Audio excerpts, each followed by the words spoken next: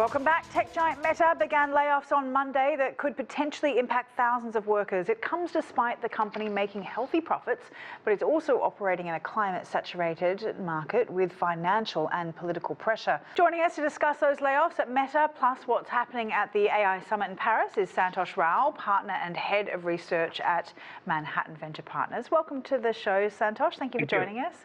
Now, what does Meta's 5% workforce cuts and AI hiring shift signal about the future of tech jobs? Yes, thank you for having me. Well, I think this was very well telegraphed. I think every company is downsizing, right-sizing, call it what you may.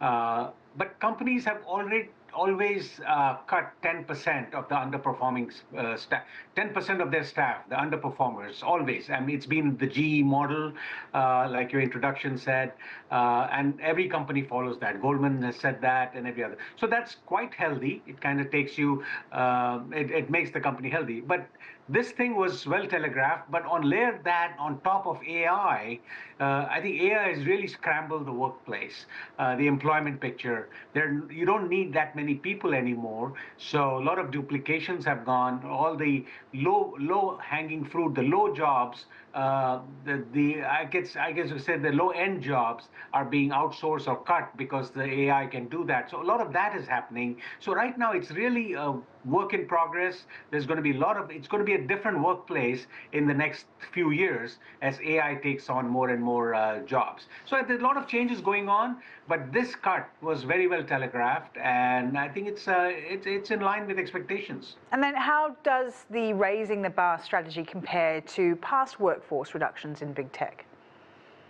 Yeah, well, this one is slightly different because you have, I think there's more license to cut as well now. Now it's going to be purely based on competence. Like you mentioned earlier, the earlier commentator said that the DEI and all that is giving another reason to do it.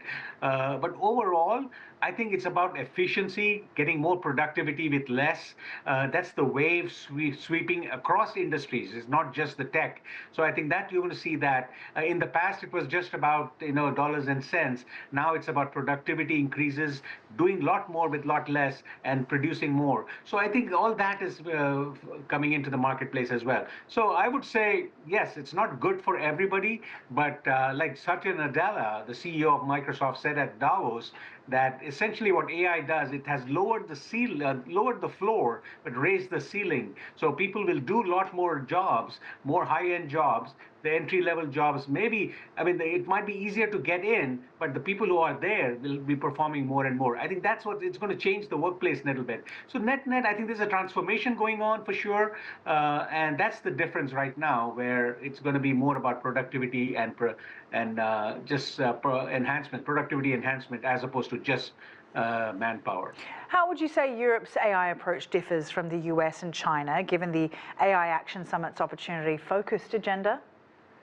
Yeah, I think Europe will every company will do it to stay competitive at some point. But I think Europe is more forgiving in that sense, so to speak. I don't think you can just cut so easily there as opposed to US. And that's always been the fact. And same with China as well. So I think there's going to be more measured cuts everywhere else, because employment is a big aspect. Unemployment is a big issue everywhere. US is not, it's still contained here, but other places it's a big issue, especially places like India and all that, where there are a lot of people unemployed, and you need to employ them, so you can't just come in and just take away jobs because of AI. But there are going to be measured responses. But overall, the mantra is going to be cuts, because AI can do a lot more than just people doing it. I think AI can really duplicate and, in fact, do better jobs than human beings at some point. How will the EU AI Act's new transparency and data privacy rules impact US companies like OpenAI and Anthropic? Yeah, I think we'll have to wait and see. I think that's something that's still being debated everywhere. How much can they scrape data? How open can they be? How much they have to disclose and all that. So I think there are a lot of issues going on in China and with DeepSeek and all that. I mean, I've known cases where DeepSeek gives you a lot more information than ChatGPT. That's because there are restrictions here.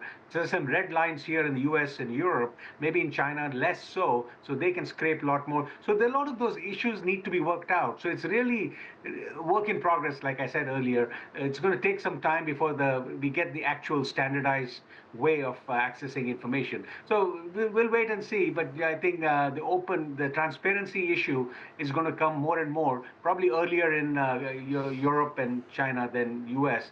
But US is also transparent to some extent. I think in the end, everyone will have to be transparent, but it's going to take a step-by-step, a measured process in different countries. All right, Santosh Rao, we'll leave it there. Really appreciate your time. Thank you.